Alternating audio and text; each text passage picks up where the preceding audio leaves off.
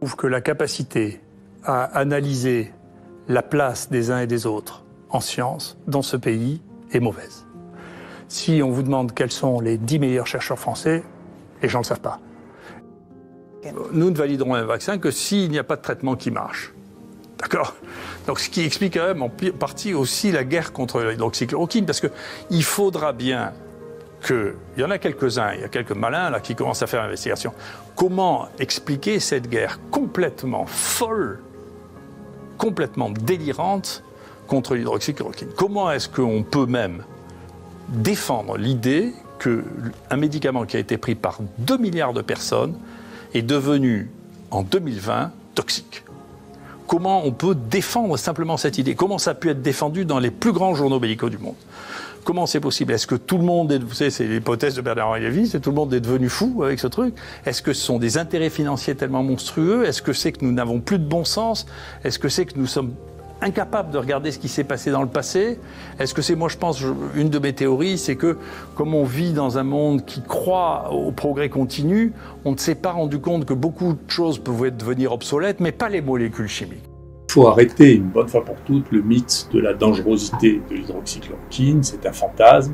Ça a mené le plus grand scandale scientifique de tous les temps, qu'on n'a pas fini d'assumer, et qui a montré de cette manière absolument objective que les communications scientifiques étaient soumises à des influences et à des choix d'une très grande médiocrité, comme le reste.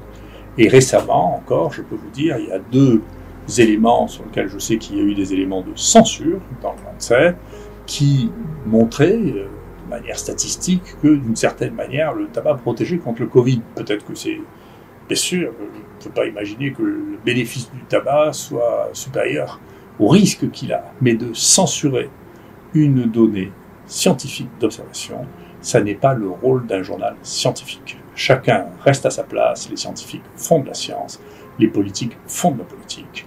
Et ils le font à partir de données scientifiques. S'ils n'ont plus de données scientifiques fiables, alors tout ça c'est juste du contrôle, c'est juste du pouvoir d'imposer des manières de vivre qui ne sont plus basées sur la connaissance, mais qui sont basées sur des convictions.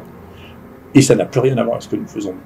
Donc je pense que c'est extrêmement clair que le degré de manipulation des journaux scientifiques de plus haut niveau, et plus ils étaient de haut niveau, plus ils étaient la cible de la manipulation, bien entendu. Si vous publiez dans un journal marginal, les gens se fichent de ce dans quoi vous publiez. Mais quand vous publiez dans les meilleurs journaux du monde, la pression qui est exercée sur eux est absolument considérable. Depuis début juin, nous avons eu 1000 cas diagnostiqués. Sur ces 1000 cas diagnostiqués, une seule personne est morte, et c'est quelqu'un qui était en fin de vie, pour lequel le Covid a un rôle qui était marginal ou négligeable. C'est-à-dire que là, on est encore en dessous des 0,45 pour 1000, on est là on est à 1 pour 1000 au pire dans la situation actuelle depuis juin. Donc c'est quand même pas la peine d'avoir un drame de cette nature. Il y a une haine des vraies élites. Les vraies élites, c'est nous. En réalité, donc les gens disent pourquoi les élites vous aiment pas? C'est pas les élites qui m'aiment pas, c'est eux qui n'aiment pas les élites. Moi, je suis une star des maladies infectieuses. J'ai tout eu, j'ai un cursus qui fait rêver à peu près n'importe qui, aussi bien la fonction officielle. J'étais le plus jeune président de l'Université de France, j'étais le plus jeune président médecin, le plus jeune de tous les professeurs de la classe exceptionnelle, le professeur le plus ancien dans le grade le plus élevé de tout ce pays en médecine. J'ai tout eu dans ma vie. Donc, si vous voulez, c'est moi l'élite. C'est pas l'élite qui me critique, c'est la non-élite qui critique l'élite, et c'est un problème dans ce pays. Et moi, je pense que le président devrait s'en préoccuper parce que les stars s'en vont de ce pays. Encore une fois, il y a un problème dans les sciences dans ce pays. Il y a, je trouve, sans vouloir être désagréable, parce que quand c'est pas nécessaire, je suis pas désagréable. Je trouve que la capacité à analyser la place des uns et des autres en sciences dans ce pays est mauvaise. J'ai pensé qu'il n'était pas normal que les gens n'aient pas accès à la connaissance que je crois actuelle directement, et que la connaissance que j'ai n'est pas médiée.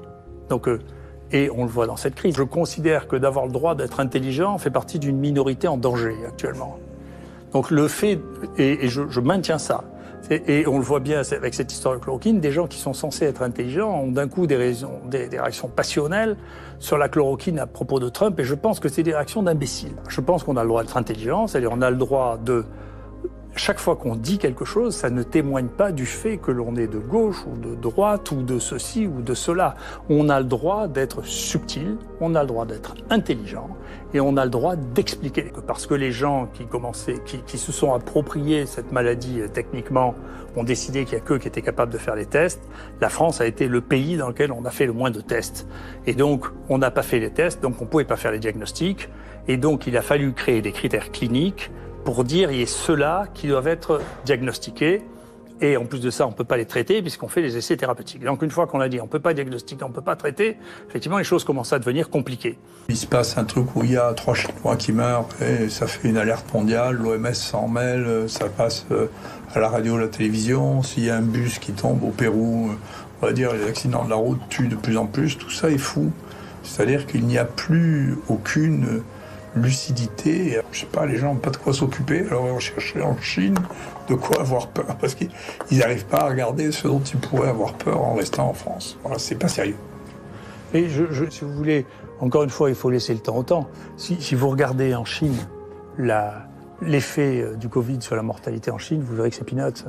Ça fait 5000 morts en Chine. Je ne sais pas qui ment le plus au monde. Hein. Moi honnêtement, franchement, les mensonges absolument atroces qui sont sortis dans le New England Journal of Medicine, Sur le plan de la popularité, et ça aurait probablement dû nous expliquer comment gérer les crises sanitaires, les Français aiment d'abord les personnels de soins et ensuite les chercheurs. Ce qu'ils aiment le moins de tout, c'est les journalistes et les hommes politiques. Et c'est une catastrophe, il vaut mieux nous laisser faire ça parce que les gens ont plus confiance en nous. C'était juste après la crise de H1N1, ce que je disais, je continue à le penser, parce que je crois que c'est factuel. C'est vrai que la crédibilité des uns et des autres n'est pas la même, pour en particulier les situations de santé. Et là, la tempête est à la hauteur de l'émotion et de la question qui est posée, et donc je trouve ça banal. J'ai pensé que ce pays allait dans le mur. Je trouve que la capacité à analyser la place des uns et des autres en science dans ce pays est mauvaise. Si on verra bien si on joue la même catégorie de poids à la fin, on verra bien. Il se passe un truc où il y a 3 Chinois qui meurent et ça fait une alerte mondiale, l'OMS s'en mêle, ça passe à la radio, à la télévision. S'il y a un bus qui tombe au Pérou, on va dire les accidents de la route tuent de plus en plus, tout ça est fou.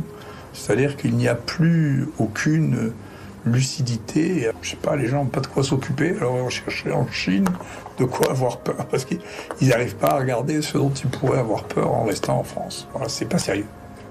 Et si vous voulez, encore une fois, il faut laisser le temps au temps. Si vous regardez en Chine l'effet du Covid sur la mortalité en Chine, vous verrez que c'est peanuts. Ça fait 5000 morts en Chine.